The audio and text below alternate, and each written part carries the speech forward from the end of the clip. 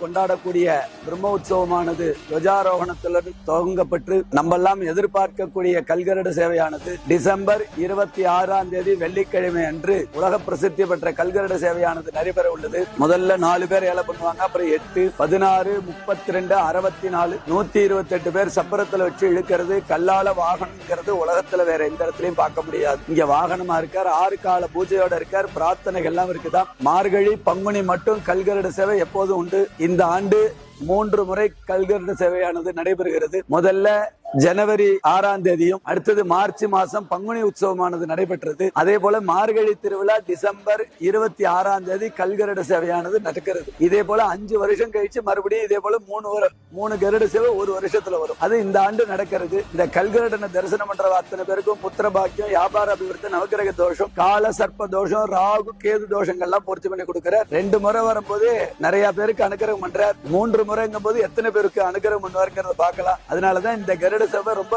சிறப்பு வாய்ந்த கருட சேவை. பக்தர்கள் எல்லாம் வந்து சேவித்து கல்கருட பகவானையும் ஸ்ரீனிவாச பெருமாளுடைய பேர் அருளை பெறுமாறு கேட்டுக்கொள்கின்றோம். தத்புருஷாய வித்மஹே ஸ்வர்ணபக்ஷாய தீமஹி தன்னோ கருட பிரஜோதயாது.